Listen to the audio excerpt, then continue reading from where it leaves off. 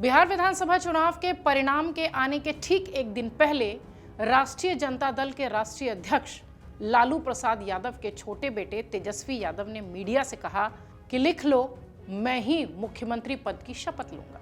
Exit poll के समय एकजुट दिखाया जा रहा परिवार बिहार चुनाव के परिणाम आने के अगले ही दिन बिखरा हुआ, टूटा हुआ दिखाई पड़ा। परिणाम से बिखर गया लालू परिवार, अगर ये बात कहें तो ये अतिशयोक्ति नहीं है। किसी की पुष्टि के बगैर ही परिवार की कई कहानियां अपने सामने चलने लगी। जो रोहिणी आचार्य की बातों में नहीं भी आ रहे थे, उन्हें भी तस्वीर धीरे धीरे ठीक ठाक दिखाई देने लगी कि परिवार के भीतर सब कुछ बिखर गया है। एक बात यह भी साफ हो गई कि चुनाव परिणाम के बाद बिहार के मुख्यमंत्री के रूप में तेजस्वी यादव की ताजपोशी भले न हुई हो, लेकिन परिवार में हंगामे के कारण घर के अंदर वो खुद अब मुखिया बन गए हैं। 9 भाई बहनों के बीच अकेले शेष रह गए हैं, ये स्पष्ट हो गया। वजह सिर्फ इस चुनाव परिणाम को देख रहे हैं तो आप गलत समझ रहे हैं। कई रसायनों का प्रयोग चल रहा था, बस विस्फोट होना संयोग था जो कि चुनाव परिणाम के बाद हो गया। आपको बताते हैं कि लालू प्रसाद यादव के परिवार में कोहराम की दरअसल 3 बड़ी वजह क्या थी जो परिणाम के अगले दिन दिखाई पड़ी। सबसे पहली और सबसे मजबूत वजह जो दिखाई पड़ती है, जो दिखाई भी दे रही है, वो है राजनीतिक वर्चस्व की लड़ाई। लालू प्रसाद यादव राजनीति से रिटायर हो चुके हैं। ये उन्होंने अपने दूसरे बेटे तेजस्वी यादव को समकक्ष की शक्ति देते हुए बता भी दिया था। वो आरजेडी के राष्ट्रीय अध्यक्ष तो फिर से बन गए, लेकिन अब उनकी चल नहीं रही है। अगर चलती तो उनकी बेटियां यूं रोती बिलखती मीडिया के सामने नहीं नजर आती। लालू परिवार के अंदर राजनीतिक वर्चस्व की लड़ाई उसी दिन शुरू हो गई थी जब बड़े बेटे तेज प्रताप यादव पहली महागठबंधन सरकार में स्वास्थ्य मंत्री बने और छोटे बेटे तेजस्वी यादव को डिप्टी सीएम बनाया गया। तेज प्रताप ने इस बात को हंसते खेलते निकालने की कोशिश की। पहले वो उन्हें अस्थिर घोषित करने की कोशिश की गई, बाद में उनके साथ आवारा का टैग लगा दिया गया। 2 ही लड़के हैं और उनमें बड़े तेज प्रताप यादव जब पार्टी के साथ परिवार से निकाल दिए गए तो ये लड़ाई सबके सामने आ गई।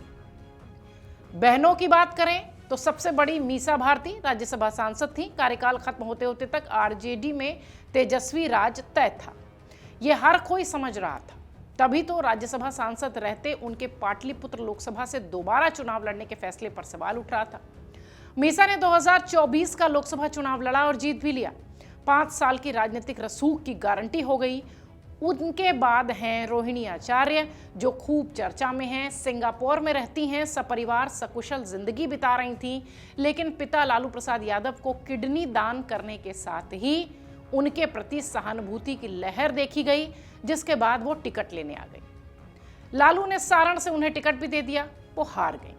फिर भी विधानसभा चुनाव में उतरने की चर्चा थी, लेकिन परिवार में इस बार लालू की शायद नहीं चली। रोहिणी ने पिता की मजबूरी को समझा और टिकट की बात को नकार गई।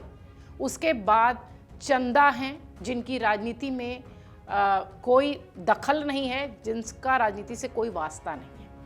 उसके बाद आती हैं रागिनी, उसके बाद आती हैं हेमा, उसके बाद आती हैं अनुष्का और उसके बाद आती हैं राजलक्ष्मी, जो कि ससुराल में है, जिनका ससुराल राजनीति में है पर वो नहीं है। दूसरे राज्यों में ये सब भी रहती हैं, लेकिन अक्सर इन्हें पटना में ही देखा जाता है।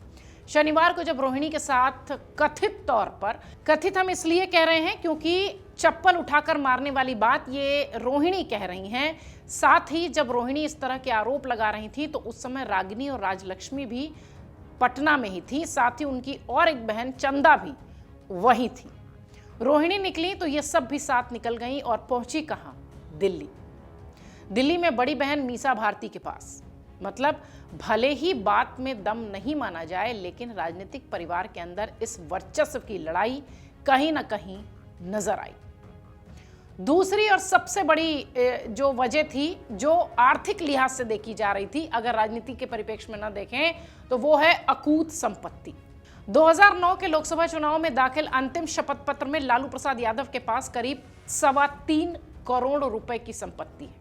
ये उनकी घोषित संपत्ति है। बाकी चारा घोटाले से लेकर लैंड फॉर जॉब और IRCTC घोटाले तक में कितनी संपत्ति होगी, इसकी चर्चा या इसका अनुमान लगाना मुश्किल है। तेज प्रताप यादव ने बिहार चुनाव में जो अपनी संपत्ति बताई थी वो लगभग 91 लाख के आसपास चल संपत्ति के रूप में बताई थी और लगभग 2 करोड़ के आसपास अचल संपत्ति का विवरण उन्होंने दिया था। तेजस्वी यादव ने 6.25 करोड़ के आसपास की अकेले की संपत्ति दिखाई थी। दोनों भाई समाज सेवी हैं, विधानसभा सदस्य के रूप में आए और किसी काम को शुरू करने से पहले ये संपत्ति इनके पास है। मतलब संपत्तियों का वितरण भी इन दोनों के बीच बराबर नहीं दिखा। लालू प्रसाद यादव ने अपने पास में क्या क्या किसे किसे दे रखा है ये भी अभी तक स्पष्ट नहीं है। इसके साथ ही ये भी स्पष्ट होना बाकी है कि वो बेटियों को कुछ देने जा भी रहे हैं या नहीं। वैसे तो सारी बेटियां संपन्न परिवार में ब्याही गई हैं, लेकिन हक मांगने आ गई तो घर में बवाल तय है। तो दूसरी बड़ी वजह हो गई अकूत संपत्ति। अब तीसरा फैक्टर जो कि रोहिणी आचार्य भी बखूबी अपने बयान में रोते हुए कह रही थी, वो है बाहरी तत्व, जिसे उनके बड़े भाई जयचंद कह रहे हैं।